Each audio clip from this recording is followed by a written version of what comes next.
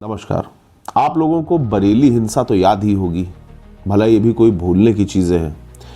इतने बड़े जनधन की हानि हुई, पुलिस बल पर पथराव हुए, जवानों की वर्दियां फाड़ दी गई, उनकी लाठियां छीन करके कुछ लोग उन्हीं को पीटते नजर आए।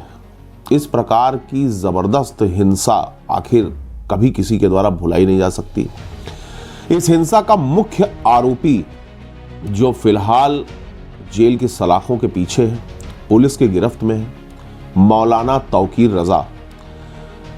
मौलाना तौकीर रजा के ऊपर यह आरोप है कि 26 सितंबर 2025 को बरेली में हुई हिंसा को भड़काने में वो मुख्य आरोपी थे। आपको यह भी जानकारी दे दूं कि मौलाना तौकीर रजा पर यह भी आरोप है कि उसकी एक दंगा ब्रिगेड थी जिसके द्वारा वो दंगे करवाता था।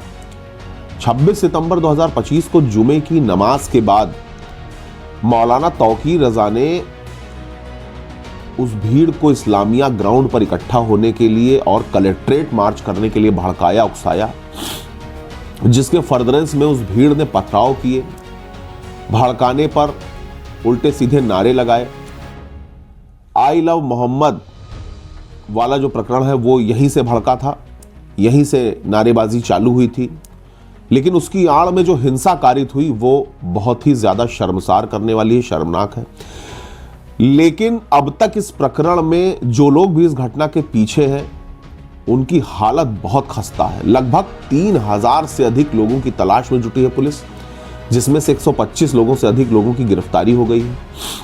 मैं आपको यह भी जानकारी दे दूं कि मौलाना तौकीर रजा की मुश्किलें बढ़ती ही नजर आ रही हैं। 9 दिसंबर 2025 को उनकी एक बेल एप्लीकेशन जमानत याचिका ऑनरेबल कोर्ट के द्वारा खारिज कर दी गई।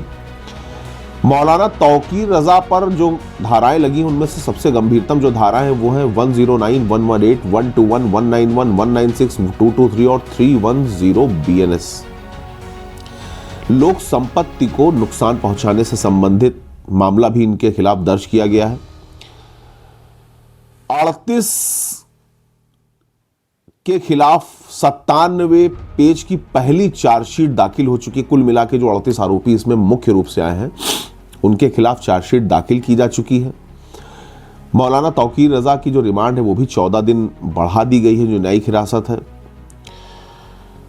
कुल मिलाकर के 7 मामलों में से अभी तक उनको 3 मामलों में ही जमानत मिल पाई है, लेकिन अभी भी 4 मामले शेष है जिनमें जमानत याचिका खारिज की जा चुकी है और साथ ही साथ गवर्नमेंट इनके पिछले कारनामों को भी खंगाल रही है। तो कुल मिलाकर बाबा की सरकार है, योगी की सरकार है। मौलाना तौकीर रजा की ओर से खड़े होने वाले हर वकील को बाबा के वकील करारा जवाब दे रहे हैं।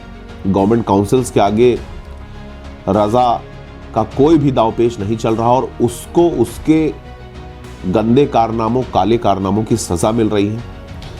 इस प्रकार का कृत्य करने वालों को बख्शा भी नहीं जाना चाहिए, क्योंकि न्यायपालिका में लोगों का विश्वास अगर दृढ़ है तो वो सिर्फ इसीलिए है क्योंकि वहां गुनाहों की सजा मिलती है।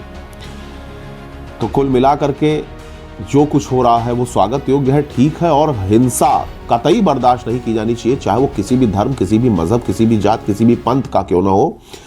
हिंसा करने वाले को कभी भी माफ नहीं किया जाना चाहिए। धन्यवाद।